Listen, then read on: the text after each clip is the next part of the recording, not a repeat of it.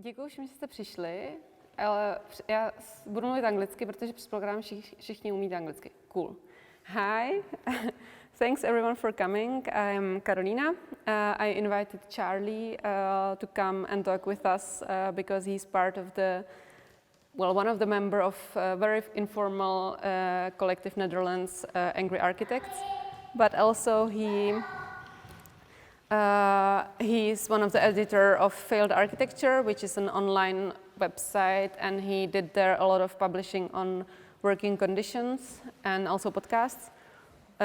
So I thought he's a perfect fit, and I'll let him do the work now. Thanks, Charlie, for coming to Prague. My pleasure. I am still going to speak without notes, which I thought was a good idea because then I can speak slower and more ponderous. Sometimes I speak a little bit too fast when I'm reading, but I have a little bit of a headache. So if I seem a little kind of fuzzy with my logic, then that's what you can put it down to.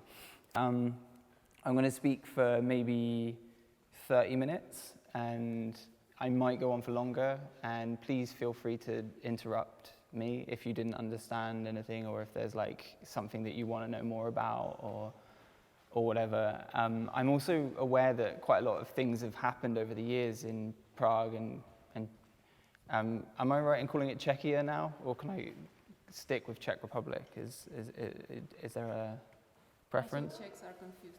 So oh, okay. I prefer Czechia. It sounds fine to me. So I figured I'm a bit cautious about over-explaining things that you guys have already been up to here. For instance, when I was first looking into this subject, I hooked up with a group of young architects in the UK called Workers' Inquiry Architecture, who were telling me that they had begun making communications with people in Prague, in Czechia. So yeah, I'm very aware that there's like a history here, so I don't want to over-explain.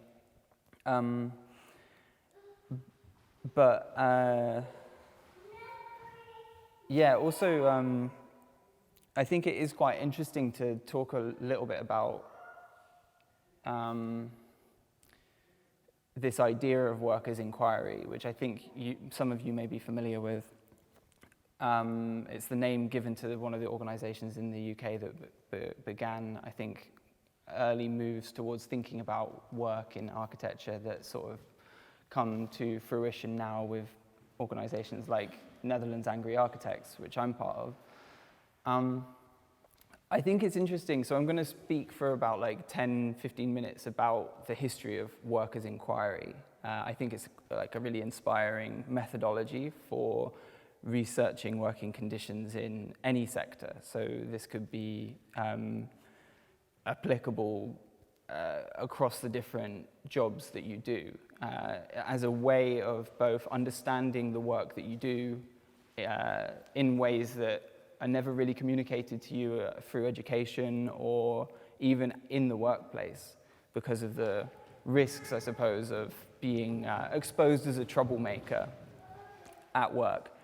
So workers' inquiry, put simply, and then I'll expand on it, is a way of posing questions to people in a workplace, workers, and by workers I mean anybody really in a workplace who doesn't have the power to hire people or fire them. So that could be really quite a broad definition of what I mean, what a worker is. Historically, I suppose we've come to see workers as like people who work in factories, but I think it's a useful term to describe many of ourselves. I'm not going to assume that everybody's a worker here, but it's a useful term because I think it establishes a relationship of potential exploitation by people who do have the power to hire you and get rid of you, who do have that power to basically deny you your subsistence, your ability to live effectively. Maybe that sounds a bit dramatic, but effectively in the political economy, the capitalist political economy that we live in, if we don't work effectively, we do die. Maybe with a little bit of a social safety net, we could probably survive for a little bit. Anyway, so I'm getting a little bit lost in the weeds here, but it's because it's like a very, I think, it's a very delicate subject to deal with, because I think in general we don't, in the professions that many of us work in, architecture, I'm coming from teaching and editing, it just doesn't feel right to call yourself a worker. So the point of a worker's inquiry is to basically understand the conditions in which you work, the composition of your workplace. And it comes from, so I'm going to go through the history now. I'll try and do it very quickly, but it'll probably get lost in the weeds again. And I think it's really relevant to understand where all this comes from. So it starts in 1880. It's a very obscure essay written by Karl Marx, 101 questions for French workers. And the reason he wrote it was because when he wrote Capital, he was relying on the factory reports of English factory owners. So the factory owners in England were very freely giving away and making public the reports of working hours, number of workers in the workplace, the type of way that they work, the machinery. He had very detailed information about the English workplace, but in the French context, it was impossible to access that kind of information. So he wrote this sort of proposal, a survey of 101 potential questions that you could ask any worker in the factories that were sort of most kind of radicalized in their working class consciousness. And it's a very detailed, you wouldn't really be able to get away with it now, like very detailed set of questions. It's asking things like how many hours you work, who do you work with, when do you get time off, what kind of machinery do you work with, what kinds of people do you work with, what relationships do you have with skilled workers. It's very, very meticulous.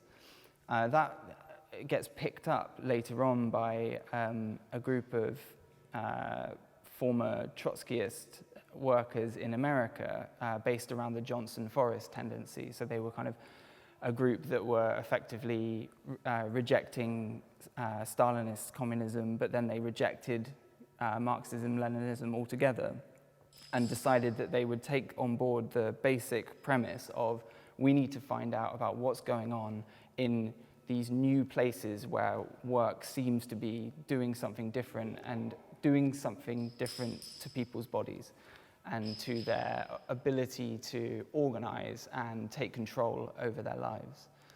So the Johnson Forest tendency, based around kind of like C.L.R. James, quite influential on the way that the American working class movement and the trade union movement developed there, and focusing on General Motors car factories, which is interesting because the subsequent adoption of it in France was also by the group Socialism or Barbarism, Socialism ou Barbarie, was adopted again to understand the new composition of the Renault plants in Paris. And again, it's taken up by Italian operaists, workerists in the 1960s who identify a new type of worker, not beholden to unions, perhaps something, according to what Carolina's informed me about the context here, might be an interesting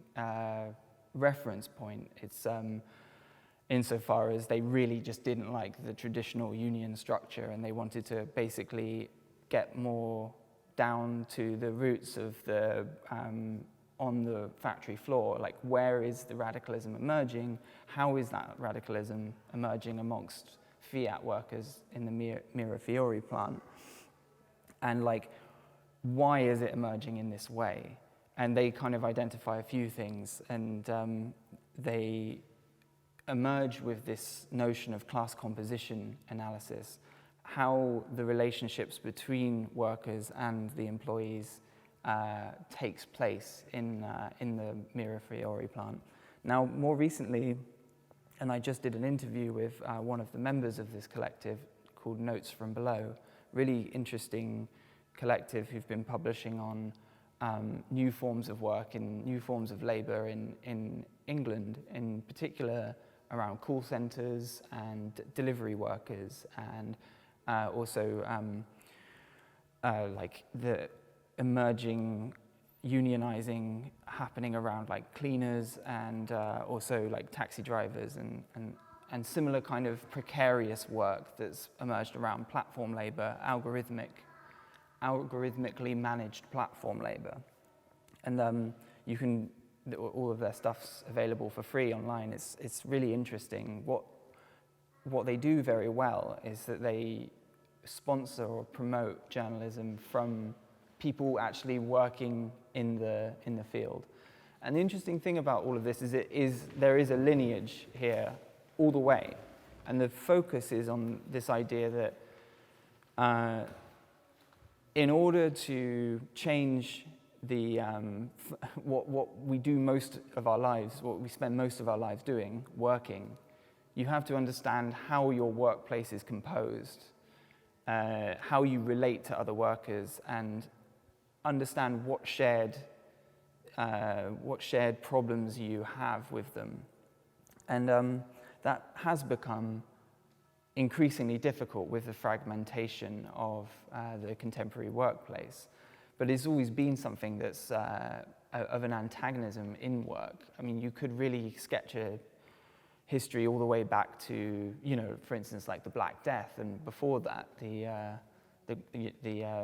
way that suddenly, because of a huge loss of life, 2/3 of Europe dying, peasants became suddenly more capable of bargaining for higher wages and moving around.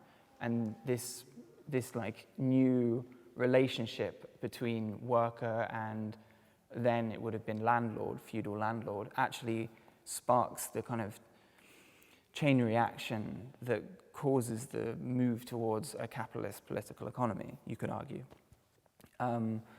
So it's always about the fact that the relationship between workers and the people who are getting them to work is evolving all the time. And so the interesting thing, I suppose, about workers' inquiry and the way that it's analyzed, class composition analysis, is it gives a framework for understanding how your work works and how you can maybe use your ability to organize and organize collectively to remove some of the imbalance in power. I was just going to say that, like, there's also, kind of an alternate side of this, an alternate history, which is the attempt by people who do have power over the people that work for them to understand the workplace and squeeze more work out of you, squeeze more energy out of you, and squeeze more of your day from you. So I'm almost done with the history of the workers' inquiry. The class composition analysis has three main strains. It had two when it was first developed with the operaists in Italy. But Notes from Below added another one. And maybe it's useful for me to talk about class composition analysis by way of my understanding of how the contemporary architectural workplace has changed according to the three aspects of it, which are the technical composition, the social composition, and the political composition. So I'll start with the technical composition. As those of you who have worked in an architectural workplace are very aware, and I should probably also start any of this analysis or precede any of this analysis with the admission that I've only ever worked in an architectural workplace as PR, basically. I'm not trained as an architect. and that I think is kind of something I'd like to dwell on if someone wants to ask me a question about that, like why am I even interested in this? Why do I care about architects? Yeah, so the technical composition, the thing that's changed, I suppose, is you could argue that it's become considerably less creative. There is much less affordance for, creative drawings. It's a lot more rearranging sets on in models, and making sure that everything is aligned in all the toilets look the same across the building or whatever, right? Which also leads to my other observation, which is it's much more repetitive, much more about the manipulation of data rather than this image, which perhaps never really even existed in architecture, of someone in front of a in front of a drawing who is kind of coming up with unique visions of a particular kind of building that they have in mind. But also, I think it's changed considerably because of the automation that's becoming more and more apparent. This is also going to become more obvious, is that a lot of those repetitive tasks will be being replaced, and that architecture is likely to become an increasingly a form of affective labor about negotiation with clients and explaining, arguing a point, bringing people along with the way that you want something to look, but also selling your vision to a wider public. So you see, obviously, like a lot of architects have really, really good PR machines. I think Bjarke Engels is a really good example of that, where he can just throw out a 3D model of something that he's definitely never going to make. He's never going to realize, for instance, Oceanics, this like floating city, right? But like he can put that out and get it picked up by the media. That's as much architecture now as sitting in front of a desk and like really like working out how you want the building to look. It's a lot more about, as well, dealing with bureaucracy, dealing with standards and regulations. Maybe that was always the case, but we do live in a society where bureaucracy around what kind of building can be built, what kind of materials can be used, has become much more complex. So this is the like parts of the technical composition that have changed, and that's like something to look at. And I've made a really bad effort here to try and explain, because I don't know this, right? I don't actually work in an architect's office. I don't really know what the names are of all the programs. I don't know what the materials are that you use on a day-to-day basis. But I'm just sort of putting a few things out there, that the point is that these things will change, and they always change. So the things that like the kind of tools that you use at work will completely change over a generation. More pertinent to me, or something that I can maybe speak on a bit more comfortably, is the social composition of the architectural workplace. So like we actually, Netherlands Angry Architects, and I'd like to talk more about that actually, because I think it's talking about practicalities of how do you act on some of this information would be good. But like, anyway, in Netherlands Angry Architects, we have done, and we would probably do more if there were more of us available to work on it, used our Instagram account to pose questions around migrant work, and the way that in the Netherlands, the constructive ambiguity about how much Dutch you need to use in the workplace and how much of a Dutch speaker you need to be, how integrated you need to be, is like a central point of contention. I think is something that really has mobilized people, something that I think probably is quite relatable. I know that because I know people from Czechia who have come to the meetings who have talked about this problem, is the like, to what extent do you really fit into the country if like the places that you want to work will basically put impossible to overcome barrier or glass ceiling, you could say, based on your position in society at large. But like this also talking about social composition more generally, migrant work in places like England and the Netherlands, like is a way of basically driving down wages for everybody. But like, since the kind of advent of the European Union, it's become the reality that places in Central Europe and Eastern Europe have become basically a reserve pool of labor that can then make it, because of also the inability to really communicate across languages and organize across a European-wide scale, it becomes very easy for employers to basically have all of their interns and all of their junior architects as people from outside Europe, but then only Dutch architects employed at the higher level. But another thing about social composition, so the social composition of the architectural workplace that I've observed is this tendency to, within society more in the last 30 years, call it a problem maybe of Western Europe and America and the US. The generations of people who are children of boomers, baby boomers and Generation X grew up with the idea that you should do what you love. This idea that work should be something that you love is actually a new phenomenon, right? And it's something that's been really like hammered into us. I think anybody who's sort of entering architecture is doing it not because they want to make lots of money, right? Let's face it.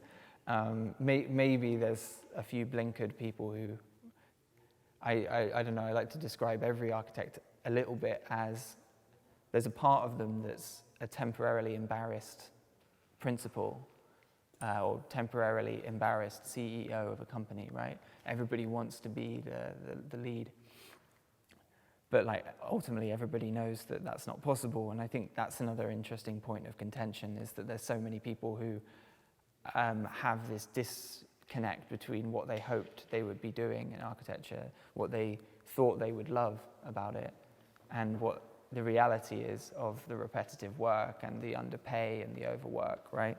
So that's something that of the social composition. And social composition in general is just the sort of container that everything that isn't technical composition and the next thing, political composition, is thrown in. Any of the things that really define the workplace outside of the workplace. So it could be like your experience as a precarious worker coming from another part of the world that's outside of Fortress Europe, right? So you have subjected to a different visa regime, but it could also be about problems of like gender inequality and or racial inequality that that affect the way that the extent to which certain people can be paid or have better conditions in the workplace. Now I'm finally getting to the political composition, which I think is where we can also move on to talking about like, what do we do about this? So the technical composition is, I think the thing I find most interesting is about basically finding out where do people talk without the oversight of their bosses? Where do they communicate? What spaces? Is it around the water cooler, in the staff room, on WhatsApp, on like a Instagram direct messages? But also like, where do you get your information about the fact that, or where do you communicate with other people who work with you or do the same thing as you? And for me anyway, like it was a no-brainer in trying to organize architects in the Netherlands. We were really keen on trying to limit the amount of platforms that we worked with to minimize the amount of effort that it takes to set up a platform when you're doing it voluntarily. So we focused on Instagram and really just like did what basically just tried to copy what Dank Lloyd Wright do, or at least like try and speak to that kind of quick messaging, reporting back on what we hear, and like trying to identify perhaps the most shocking findings of our questions that we were asking on Instagram. And there was a potential for a virtuous cycle, like it just would have kept going, but I don't think we achieved the momentum or the escape velocity required for that to happen. But for me, I was really excited about the fact that we could build up an Instagram following quite quickly, pose questions, and then report and on these questions, keeping people anonymous, but trying to then pose questions on top of those questions and keep just speaking to people's experiences, finding out more, and then using what we find out for content.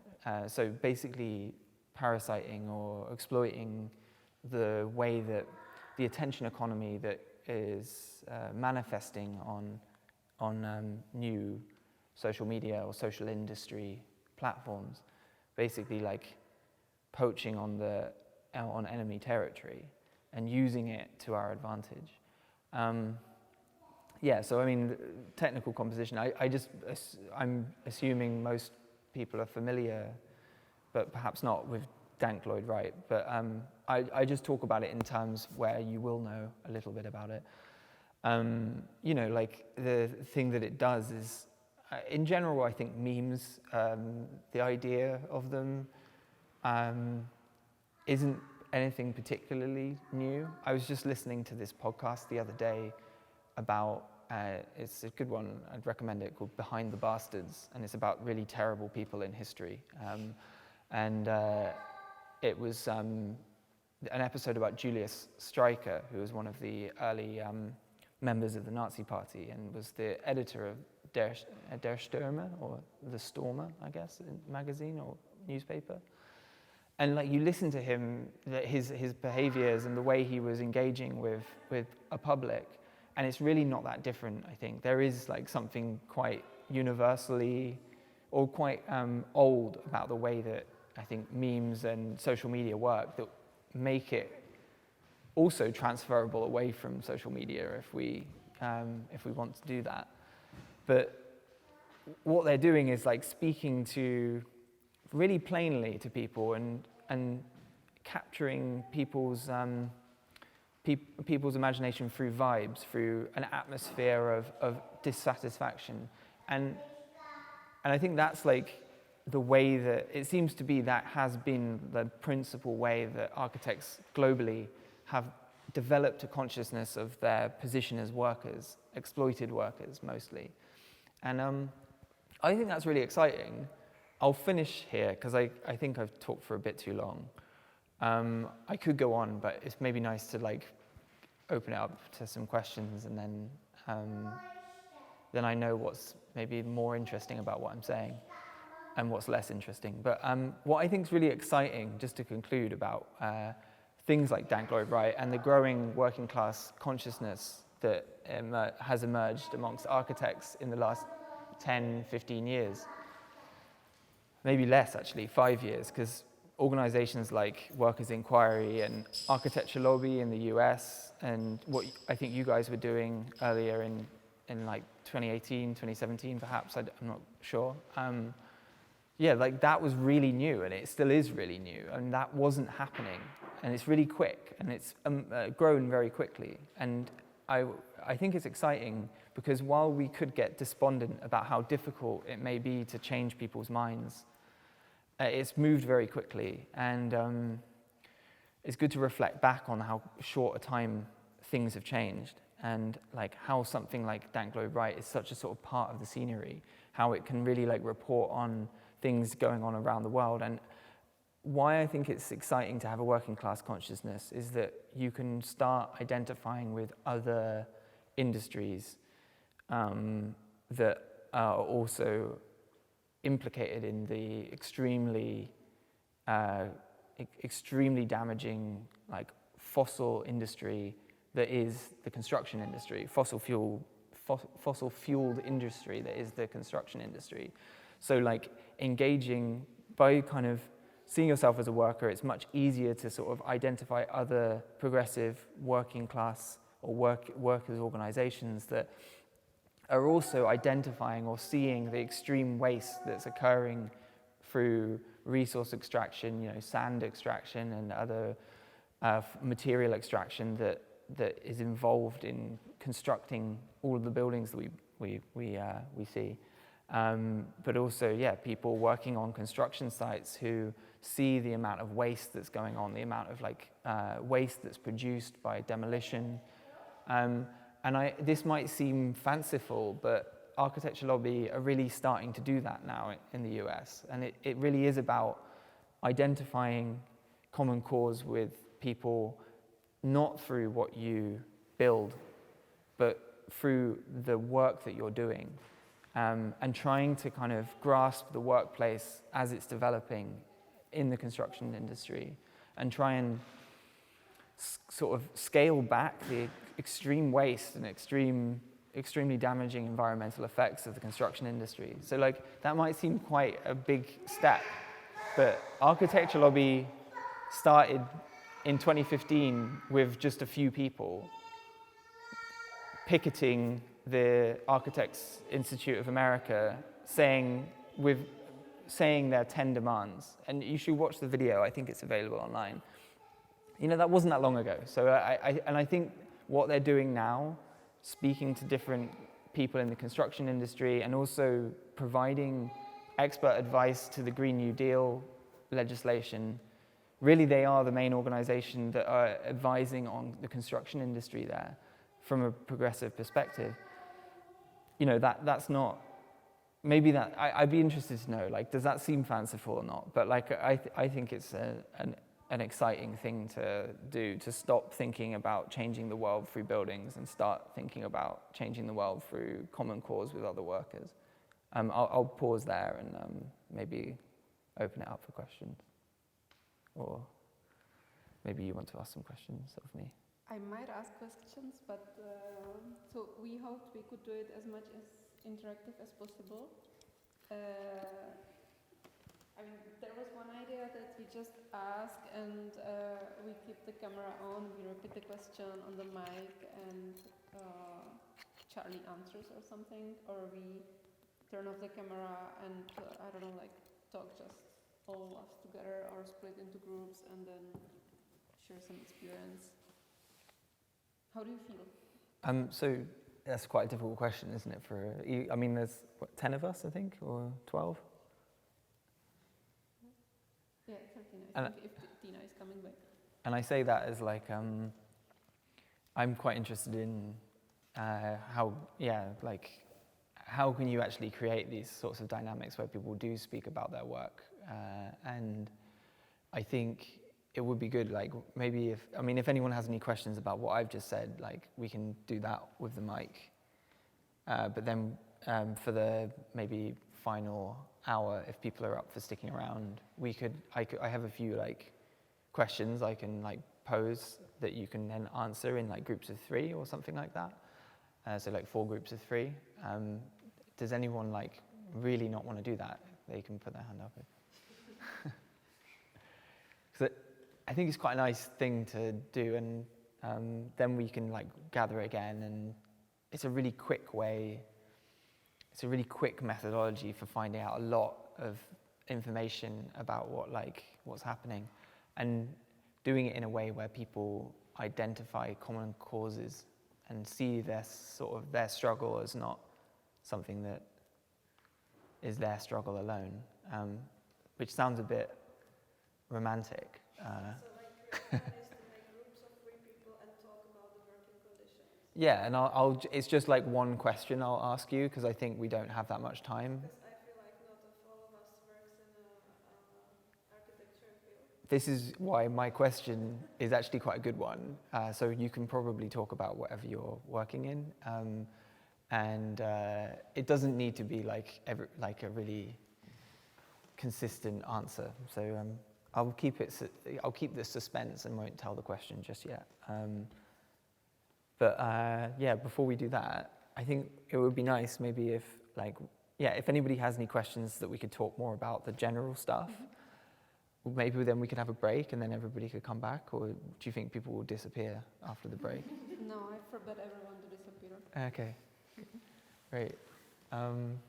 Anyone want to ask anything about workers' inquiry or class composition analysis or Netherlands Angry Architects or anything else? Okay, Okay. I will be kind of warming up, I hope.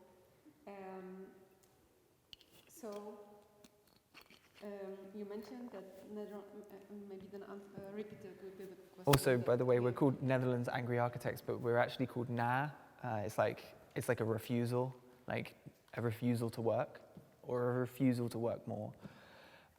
So we're also called Netherlands Angry Architects and Nederlandse Anonieme Architecten, Netherlands Architects Anonymous, kind of like Alcoholics Anonymous or something like that. I don't know.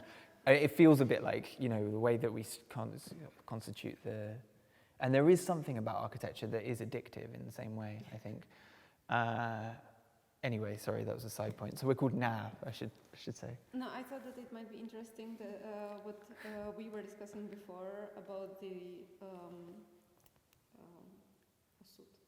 or like the end, or I hope it's not the end, but I mean how the situation with the Netherlands architects is now, or like how it actually worked and how it might work in the future. I think it's good that you use the past tense because, like, I think like a lot of us that were really involved in it kind of peeled away around April time. So we've gone silent on Instagram. You might notice, which is a shame. But like you're saying, like how did it develop and how will it continue? Nice. Yeah, I mean, I was talking about this like virtuous cycle that I think is really exciting and a way of maybe generating a perpetuity. But I think the key ingredient there was like, I don't know how to, I'm gonna basically put out a story. I should say we're gonna put out a story, but I'll probably do the template on Instagram, on InDesign, where we really like honestly say to our audience, which has grown to a good number. There's like 2,000 followers on Instagram, so it should maybe get some response. Saying like, we ran out of steam and we don't have any personnel available and willing to do stuff now. This is what happens when things are voluntary and there isn't the resources to continue the support. And then listing the things that we still need to do. Hopefully that will get a response. But volunteer work is just really flaky, unreliable. And that's fine. I think the organizations that build and survive, like I think the one in England, in the UK, United Voices of the World section architectural workers, which seems to be just ticking along nicely, they have membership fees that are coming to them, and so they can afford to pay for someone to work part-time as an organizer, making sure that everybody's coming to the meetings, making sure that volunteers are doing what they're supposed to do. I have the same experience with working as an editor of independent platform, sort of architecture and spatial criticism platform, you know it as Failed Architecture, whereby it's just very difficult to sustain with the resources we have over a long period of time. And a lot of the editorial work is voluntary. I think, yeah, ultimately there does need to be membership and there needs to be activity and there needs to be new blood coming in to continue an organization.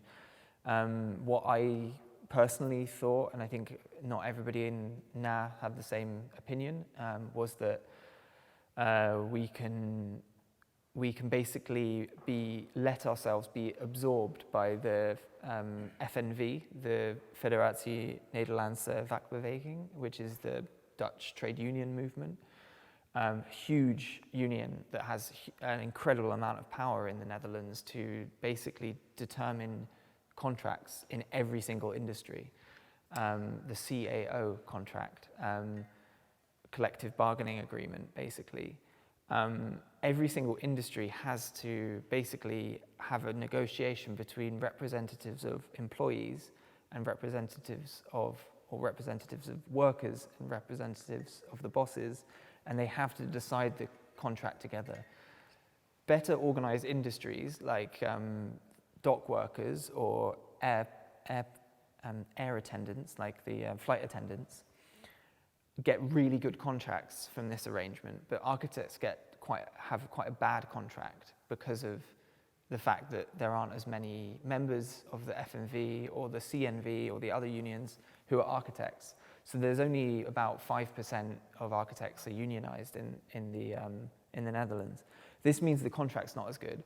My feeling was that we need to just make sure that there's more members of FNV, architect members, and then some of the money might trickle down, that's a horrible word, trickle down to us in NA, because we were doing a lot of the work of basically bringing architects awareness of the fact that the FNV even exists. A lot of people didn't believe us when we said there already is an architects union in the Netherlands, and it's already negotiating your contract for you, even though it doesn't know what you want, because it doesn't talk to architects, because it doesn't have many members.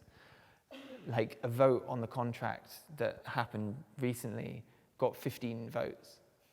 And there's 10,000 architects in the Netherlands, I think.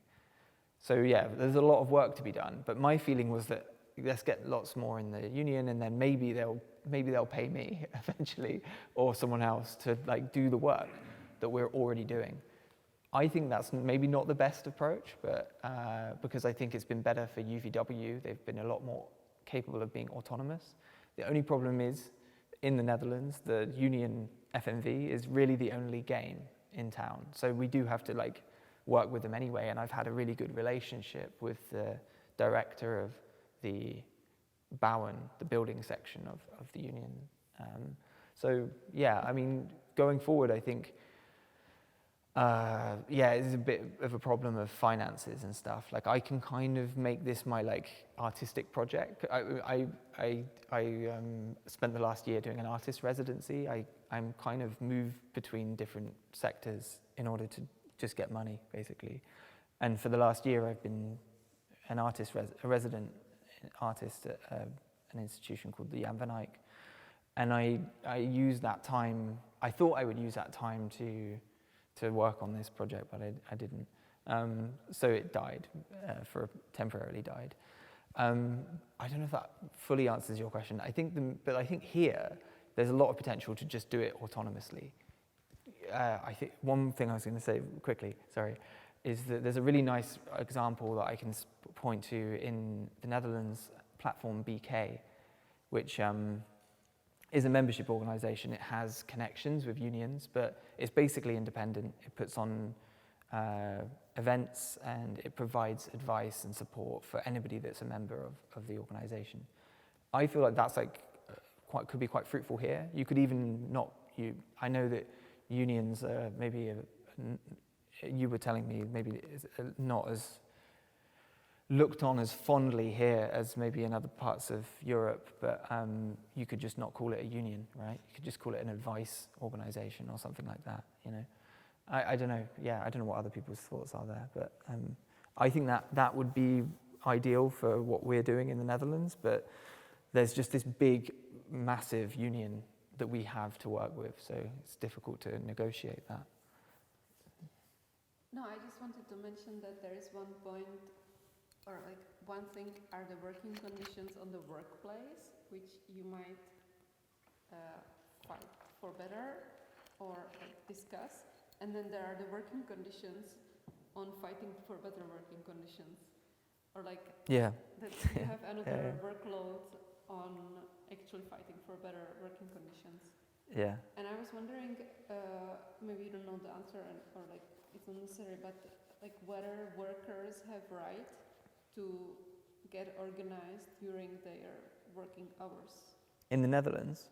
or in general? Or You mean like, is there a sort of a natural right, like as in it's like an inherent right, or like a fundamental right that we should have, like a human right? Or because I think that if you want to set up a union on your workplace, you have somehow a right to do that, or like you should be able yeah, to. I mean, I think it might indeed be in the Universal Declaration of Human Rights, but that doesn't mean that, I mean, there's lots of things in the Universal Declaration of Human Rights that don't get much attention. Like, everybody's supposed to have a home, apparently.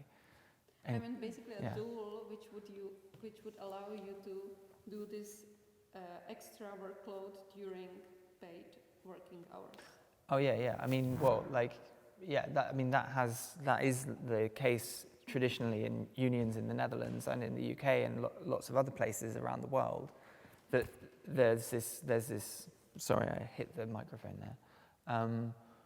There's this role potential for like the shop steward, right? Someone who's basically paid to just keep an eye on the work, and they're typically people that really understand the workplace more than anybody else, because they're actually spending all their time working out, and they're trusted usually by the workers. But I don't know if it, like, I mean, the thing that, if you're talking about generally, like in workplaces over or across the world, I mean, there's lots of places where unions just don't exist at all. But like the person I spoke to for this recent podcast I mentioned about workers' inquiry, someone from Notes from Below, he did a workers' inquiry about Deliveroo, delivery platform in the UK that started in the UK, and he was saying that like there's an index of platform protests globally, and actually like what are called wildcat strikes are happening everywhere with delivery workers, because there's a new form of antagonism between workers and managers, because the managers are actually algorithms, right? And so there isn't this kind of possibility of identifying with your boss or even the person directly above you, because it's an anonymous machine, basically. A black box is what it's referred to as, I think, in the literature. And so yeah, like there is a sort of natural tendency when you're put together with a group of people to do a task to sort of resist doing it, in a sense, because I mean most people would rather do a lot of other things than work for someone. You know, obviously some people quite take an enjoyment out of the aspects of work, like being together with people, or maybe doing something for a greater good or something like that. But you know, there are lots of reasons for it to become a kind of natural occurrence that certain people within a workplace will start talking to each other, and then maybe meet separately from the people that have overall control over that space. So there's a kind of natural logic, I think, to organizing, right? To kind of creating an antagonism between the people doing something and the people ordering that something to happen, right? Because there's a fundamental, almost like, you know, inherent antagonism between those two types of people throughout history, and a tendency to try and basically get more time for yourself against what's being, you know, taken from you by people who control your means to live. Yeah, I don't know if it's a bit philosophical, but yeah. I could keep asking, but I already got with Charlie, so Yeah, now me too. it's your chance. I have two questions about the Angry Architects. How long has it been operating since you ran out of steam, as you said? And if you had some practical achievements which you could highlight? Yeah. Can you repeat the questions? Yeah. So you asked. It seems funny to like repeat back a question that you know that you asked. You asked how long Netherlands Angry Architects, or NA, have been operating, and also considering its current I guess, dormancy, or it's dormant, it's not dead. I shouldn't call it dead. In spite of that dormancy, what concrete achievements have there been? To be honest, like, I'm not going to be able to get this quote right. I'm going to look for it on my phone, and I won't get it in time. But there's this really nice line in an essay by Walter Benjamin in one of the essays in Illuminations. And I think the essay is Theses on the Philosophy of History. It really like gives me a bit of just like, okay, it's all fine. Even if everything fails, it's all fine. I'm gonna like over-explain it perhaps, but I think like it's really nice. And it fits in with what I was saying about class composition. So I'll say it slowly. The class struggle, which is always present to a historian influenced by Marx, is a fight for the crude and material things without which no refined and spiritual things could exist. So like we're fighting in this struggle that I'm describing for like basic stuff, like improvement of basic conditions, like, but also like, it's quite a difficult one. But like the important thing he's saying is that these material things are necessary for like you to achieve a higher spiritual experience, I suppose, or just, you know, a deeper, meaningful existence. And then he says, nevertheless, it is not in the form of the spoils which fall to the victor that the latter make their presence felt in the class struggle. Now I'll say that again, because he writes in this really convoluted way. It is not in the form of the spoils, so it's not from these material things that we get, the victor, that the spiritual things make their presence felt in this struggle. So like, it's not, we don't get the spiritual things through the acquisition of good stuff, you know, of better working conditions, better pay. What we get it from, he says, so they manifest themselves in this struggle as courage, humor, cunning, and fortitude, which is like strength, I guess. And cunning is like being clever, I guess, but like in a crafty way. And he says they have retroactive force, these four things. They have like a force afterwards, and will constantly call into question every victory, past and present, of the rulers, the bosses, right? As flowers turn towards the sun by dint of a secret heliotropism, so moving towards the sun because they like to see the sun, the past strives to turn towards that sun which is rising in the sky of history. A historical materialist must be aware of this most inconspicuous of all transformations. So we should always be aware of that like feeling of like courage, cunning, fortitude, and humor. And to get back to your question, like I think the biggest thing we achieved was that we felt something together. And I always insisted on that. Some people were like, we need action, we need to actually get some things done.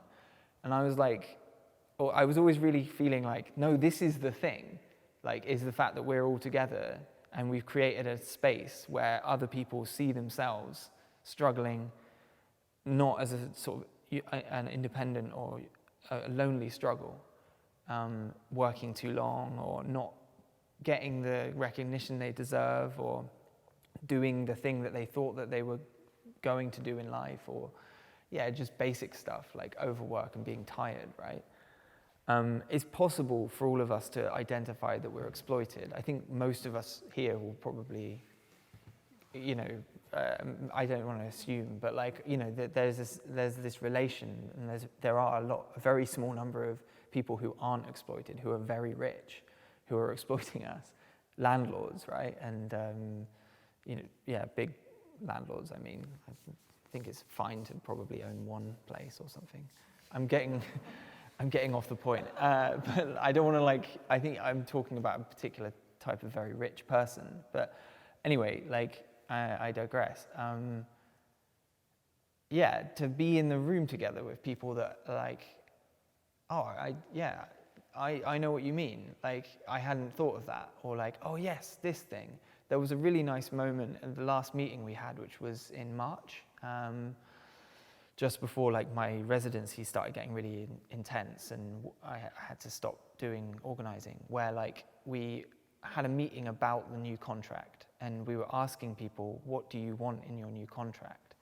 And the person who was actually going to negotiate their contract took on board a lot of suggestions. She went into it, this is the director of the union, the section of building.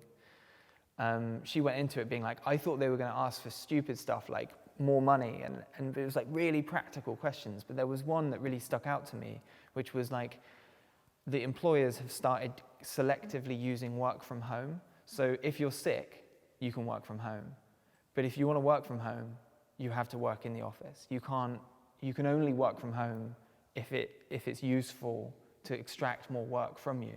But if it means like maybe you want to go on holiday or whatever, if you want control over that work from home, the pandemic opened up an opportunity for extracting more work, basically.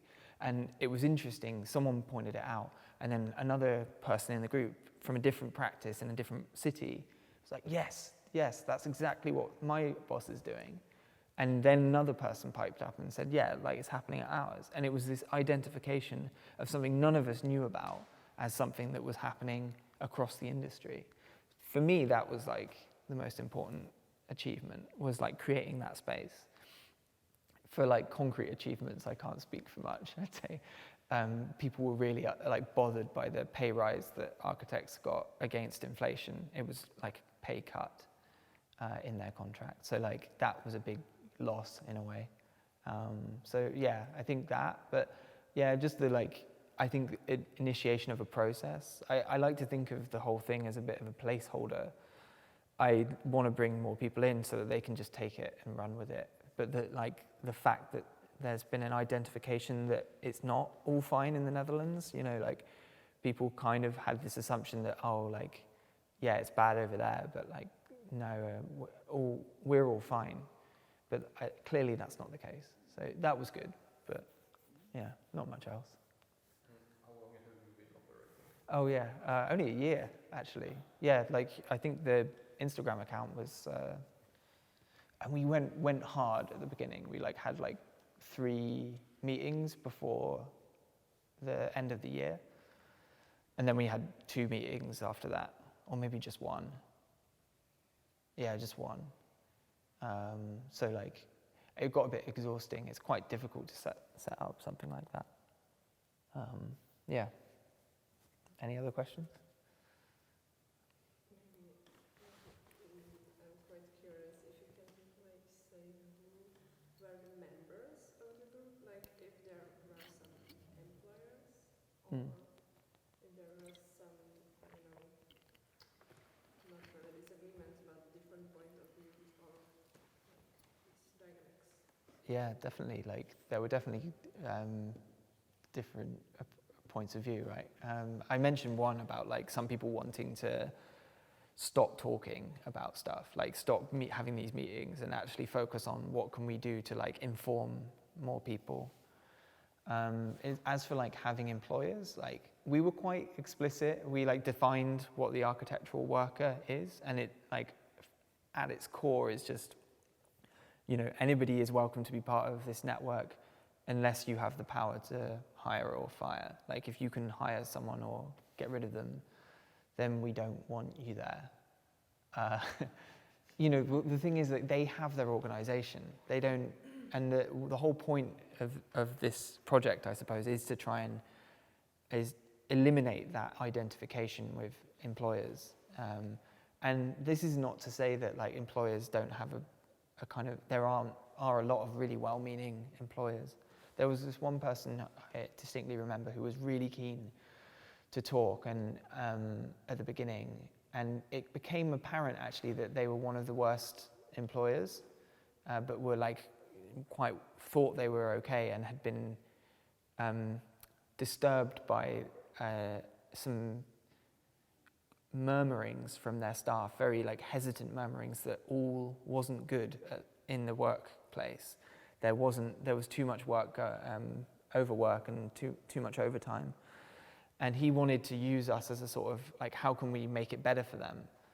And I mean, we didn't continue the conversation for very long, not because we thought that the person was wrong to kind of approach us, but it didn't continue. But in general, I'd say like the most employer-y type people we get are people that are independent practitioners that have their own practice. And there was a distinct one that came to mind. A disagreement was someone who was an organizer. One of my fellow organizers was working for one of the bigger, more well-known firms, and I won't name names, but because it's recorded, right? And he might watch it back. So he took a bit of an issue with that. One of the things that we started thinking about doing was like, and it was around the Qatar World Cup, was making a link between Dutch firms working in Qatar and the working conditions in Qatar, and trying to establish a kind of responsibility there, at least on the part of architects, firms, principals, that like they do have a responsibility not to work in places where there's poor working conditions. And he said, well, you know, like they only did this one thing for Qatar, and it was a bit unfair to target them. But like the thing is, or what I pointed out was that like by participating in Qatar, you're basically laundering the image that the working conditions are good there and that they've become better. You're saying that it's okay for other firms to work in this place, and basically it's sort of consolidating a status quo in which people are working in conditions that resemble a toxic sauna, where it's impossible to work for significant parts of the year, and where like nothing really has changed, and after the World Cup, nothing will change.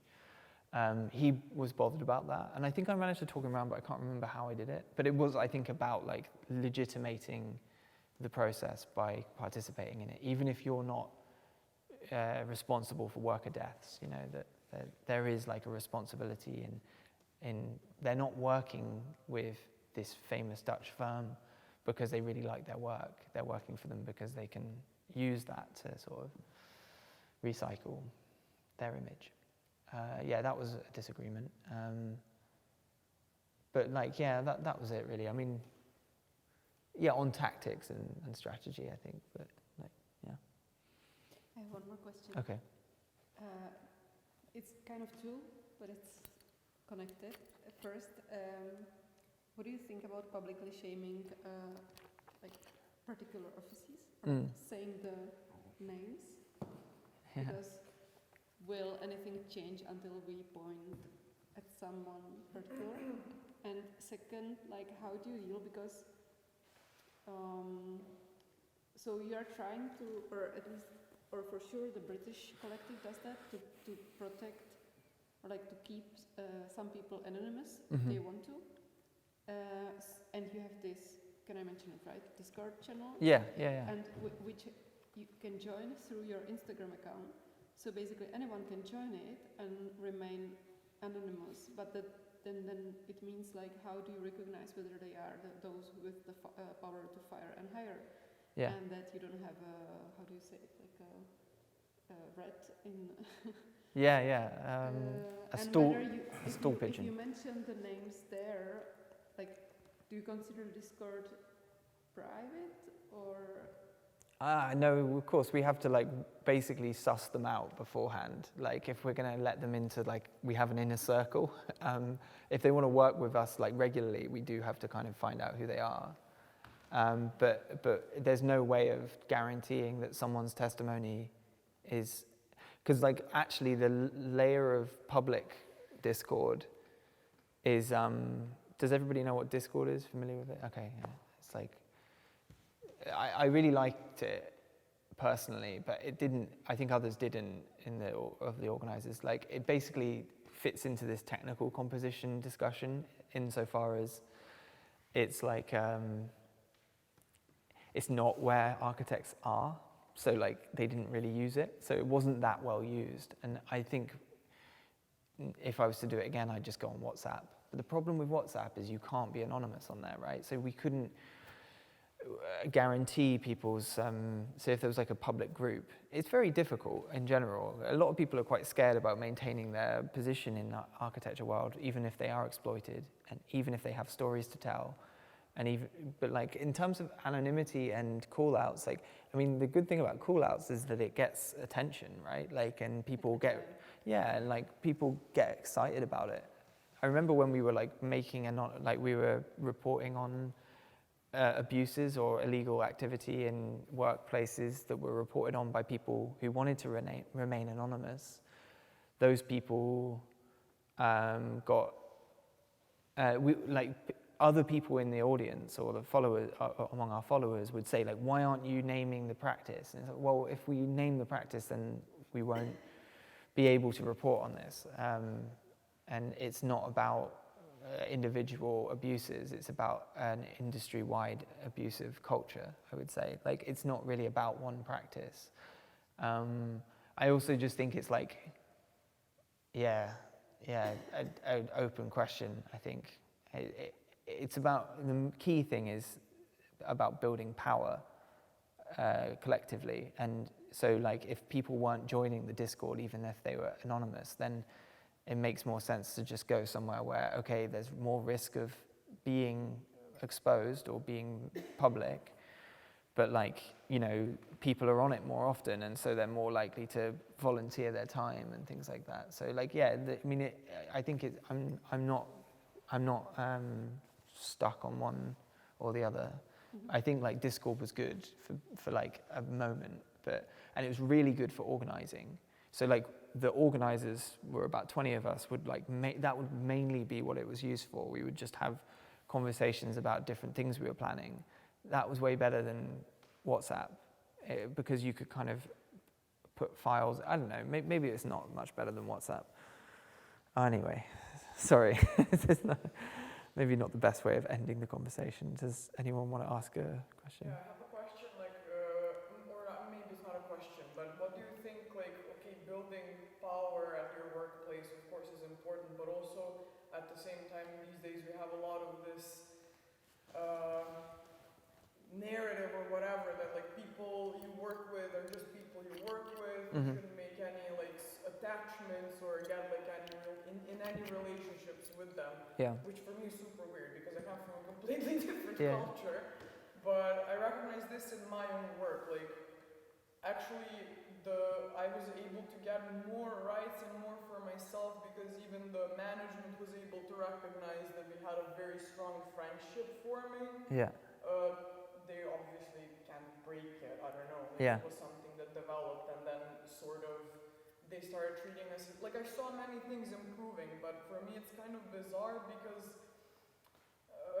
there's this contrast that you should observe maybe architecture just as work as any other, but also we have this advice that you shouldn't like really merge or socialize or get closer to people at work. But I personally think it's not possible to achieve like true power at work unless you have like true connections.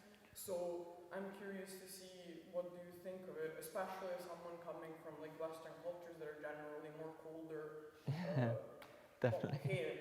That's just what I observed. No, but like people aren't so close to each other and personal and formal. So even though like I have colleagues at work and we often share our problems there, like when we can recognize, okay, we have the same issues, but simply we don't do anything because we don't feel anything between each other. Like it's just like, oh, okay, it's you, bye. Yeah. I don't know if real power can be built by separate. I don't know. You have to separate it and treat it as work, which automatically means detachment. But in order to gain some power, you should attach. So it's kind of like two different forces. It's a really good question and like a really interesting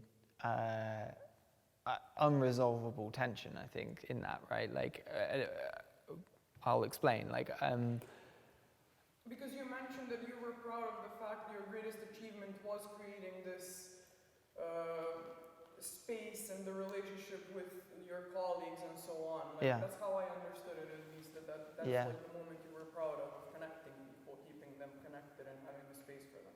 But I think like that situation, I wouldn't confuse it with friendship necessarily. I don't think that, I actually like, it's difficult. I think friendship can be really useful, but I think you can be friends with people who you fundamentally disagree with politically, right? And we should be like that, right? Like, so that's the other side of the coin, or the flip side of it. Like, I think it's important to remain relatively emotionally detached from some of these things. Like, this is a personal opinion. Like, I think there's some value in like this kind of really strong bond that friendship develops, because you will know that that person is loyal to you. And I think, but we shouldn't seek solidarity with just people that we get on with in friendship, right? Like, I think we have like different terms Yeah. of what a friend is. Exactly, yeah. And, like, you know, I think it's just like more of a cultural difference of a term of what friend Maybe, means. yeah. But I mean this, like, I'm curious to know if anyone has like experience of like how do you how do you create solidarity between people? Because for me, in order to like solve something together, we must have some. You must have some empathy, understanding other people's problems, viewing things from their perspective, and those are all things that are personal. Maybe we're not friends, but I'm able to see their perspective. No, I mean, I think that like that's I think it's about how we define our categories, as you pointed out, right? Like, because I just think it's probably better. It's not. I think it's not the baseline or like the fundamental core of solidarity is friendship. I mean, I think friendship can emerge from it, and but like, yeah, it's.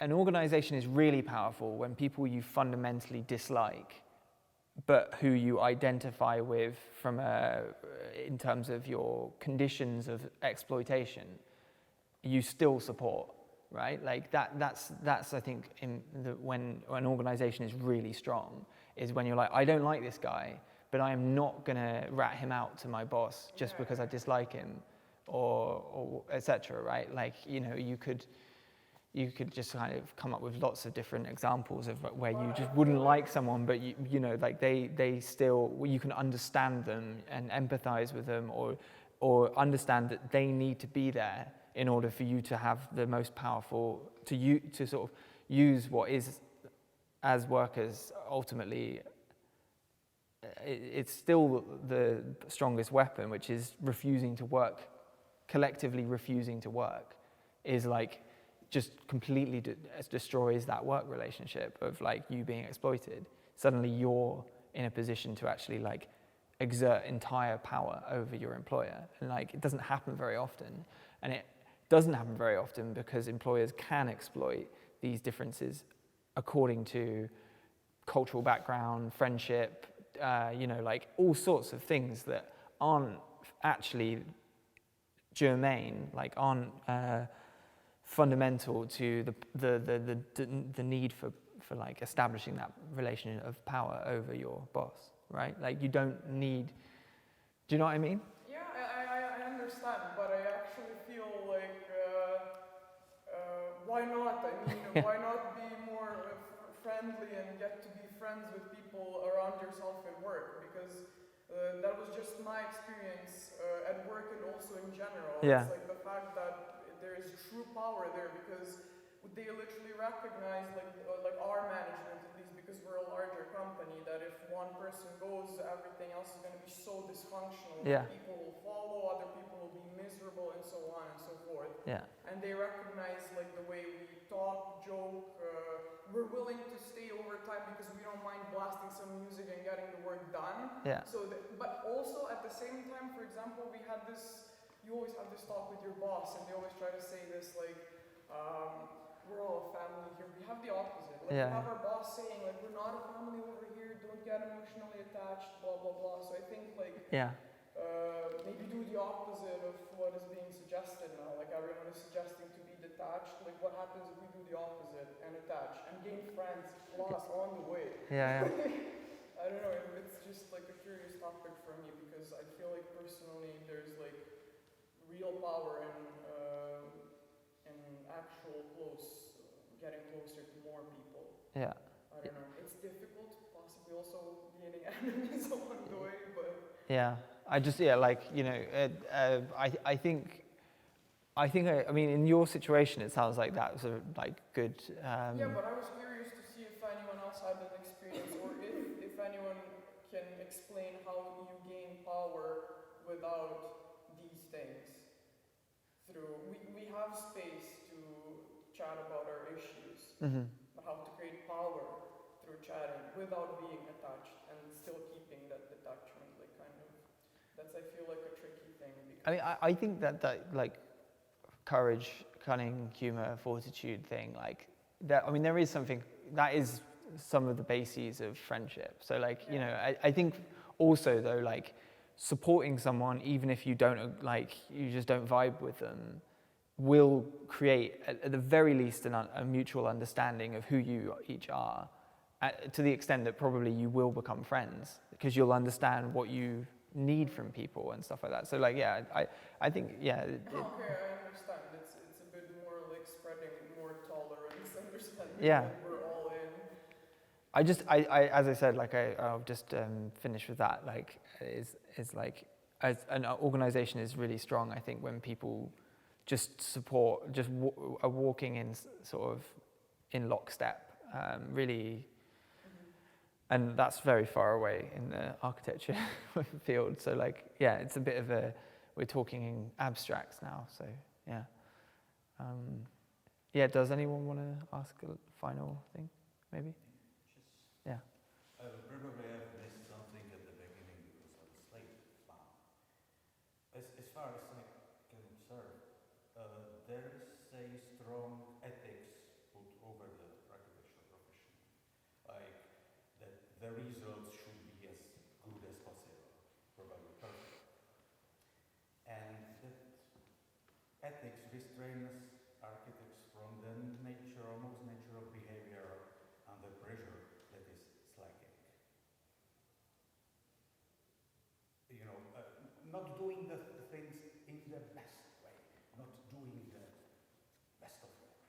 And that's probably that's a problem because that's if you can collectively slack, your position is much more narrow because you admitted that you are doing your best in the realms of ethical architecture. It's not a question. It's just I am not architect. I'm just listening to architect, and I have the strong feeling that there is a boundary which is inaccessible, and that's the boundary of the ethics of doing the best project you can. Yeah. But sometimes it has to deliver. I would say. Sometimes sorry, say that again. Sometimes it. Well, what do you think about slacking? That's a good question. I mean, it's in the name. I didn't do it for the previous two, but I'll try and I'll say what you just said and your question again. So, like, if I understand correctly, you're saying that there's basically a seam running through architecture of the importance of a sort of ethical mission, in a sense, to do the best design, to produce the best building possible.